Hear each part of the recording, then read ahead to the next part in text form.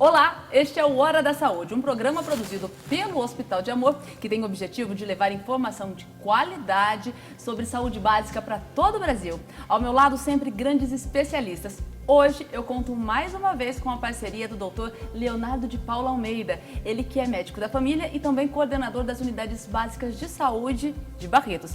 E para o nosso tema de hoje, convido a especialista reumatologista, a doutora Carolina Sasdelli, ela que é médica do Ambulatório Médico de Especialidades de Barretos, o AME. O assunto de hoje, osteoporose.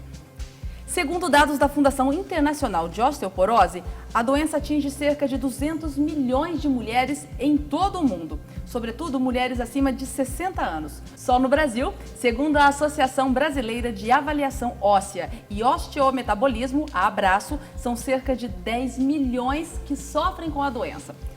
Doutor Leonardo, mais uma vez, obrigado pela sua participação. Eu que agradeço. Doutora Carolina, muito obrigado por ter aceitado o nosso convite.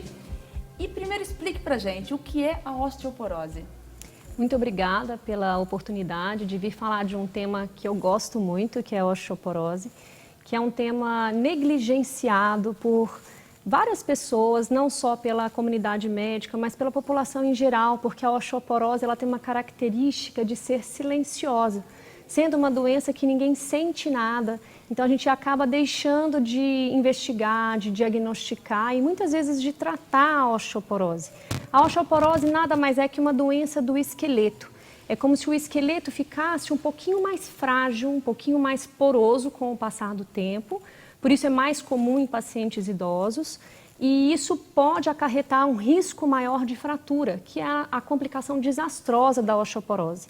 A osteoporose por si só, como doença, ela não teria nenhum problema caso o paciente não fraturasse. E aí sim vem todas as complicações e toda a nossa preocupação em diagnosticar e tratar precocemente. Doutora Carolina, por que a osteoporose atinge mais mulheres? Essa é uma dúvida muito comum. Na verdade, ela acomete mais mulheres, mas ela também acomete homens. Ela acomete mais mulheres porque o nosso metabolismo ósseo, a nossa formação de osso, está intimamente relacionada com os hormônios femininos, com os hormônios sexuais. Quando a mulher entra na menopausa, que é quando a gente se preocupa ainda mais com a osteoporose, ocorre uma redução da quantidade de hormônio feminino e aí a gente produz menos osso. E esse osso vai ficando em defasagem, ano após ano, causando as fraturas ou então a porose nos ossos, que é a osteoporose. Mas os idosos e os homens também podem ser acometidos por osteoporose. É mais comum em mulheres. Por exemplo, a gente tem uma incidência de fratura em mulheres com mais de 50 anos, em torno de 1 para cada 3 mulheres. Mas a gente também tem homens, mais ou menos 1 a cada 4, 1 a cada 5. Então também é um problema que os homens têm que se preocupar. Quando acomete os homens, isso acontece por quê? Geralmente acomete os homens, o principal fator de risco é a idade, então a gente sempre vai falar em homens acima de 70 anos, a gente se preocupa mais, mas existem vários fatores de risco que é importante que a população geral saiba reconhecer, que o clínico geral saiba reconhecer para poder diagnosticar e tratar. Um dos fatores muito comuns, por exemplo, que acometem os homens são o tabagismo, as mulheres também. Então o cigarro, ele é um vilão em várias doenças, mas para o osso especificamente, ele é muito deletério. Então o cigarro é um fator de risco, a ingestão de álcool é um fator de risco, história familiar é um fator de risco importantíssimo. Então se você tem na sua família alguém que fraturou o fêmur, pai ou mãe, a gente tem que ficar atento, porque você tem uma chance maior de ter uma fratura de fêmur também. E geralmente as fraturas de fêmur são decorrentes de um osso frágil, porque o nosso esqueleto é extremamente forte, né? Ele é o nosso órgão responsável pela nossa proteção, pela locomoção, pelo nosso equilíbrio.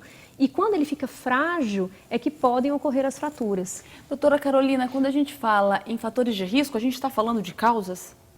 Não, quando a gente fala de fatores de risco, a gente está falando de um risco maior, né? Quando a gente for falar de causa de fratura diretamente, a gente pode falar um pouco de quedas, né? É muito comum em pacientes acima de 70 anos, de 65 anos, as quedas.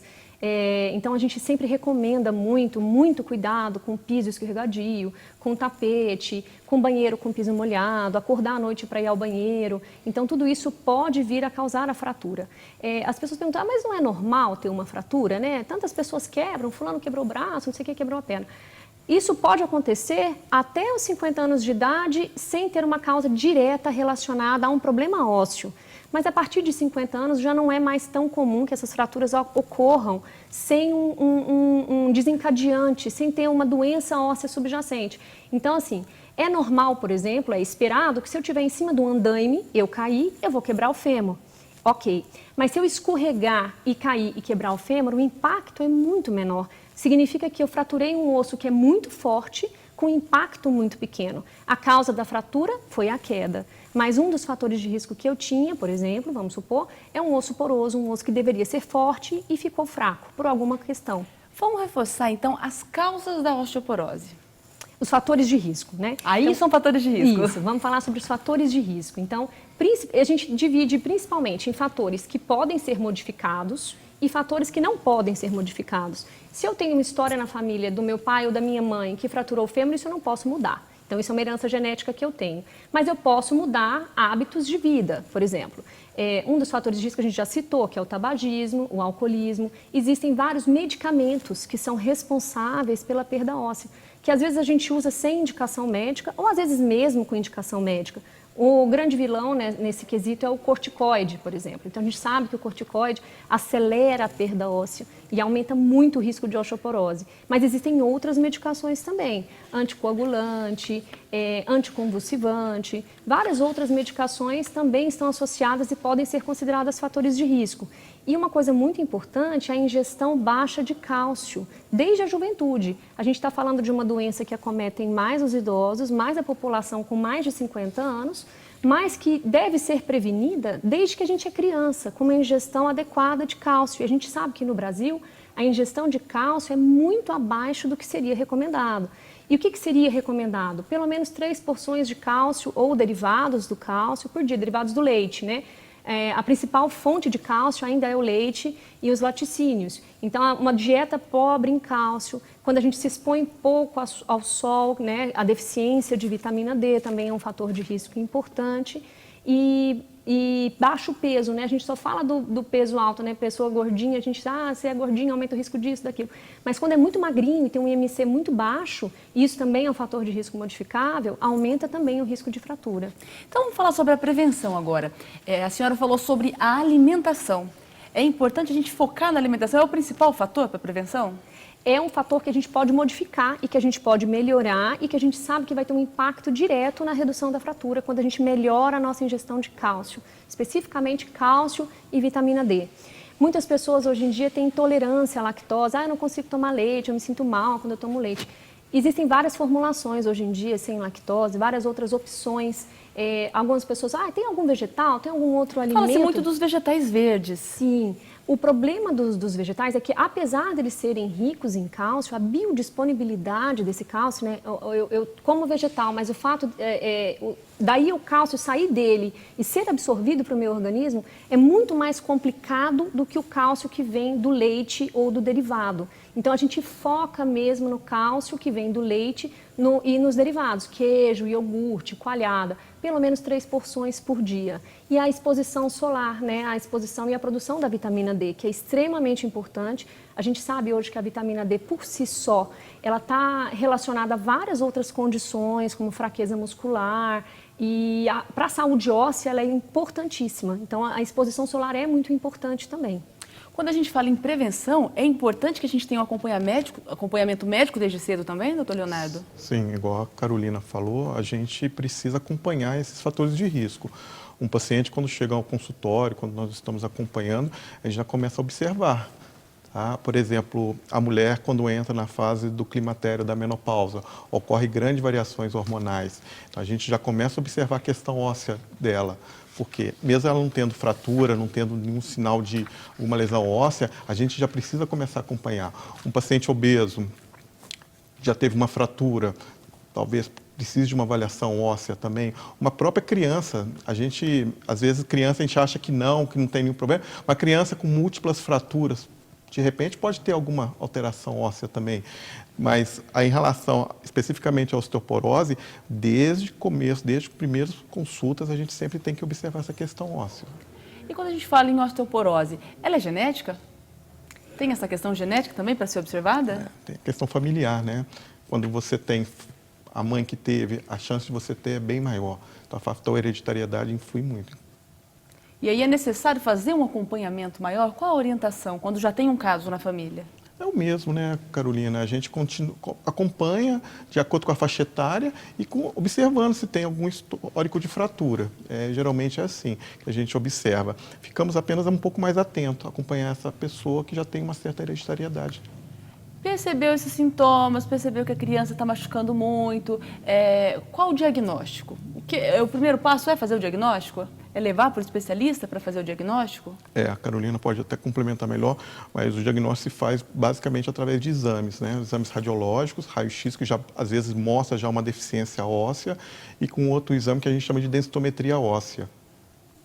Isso. Como a gente falou inicialmente, o ponto-chave da osteoporose é justamente não ter sintomas. Então, é muito difícil que a pessoa venha com isso, eu quero saber como está a minha saúde óssea, né? Então, é muito difícil.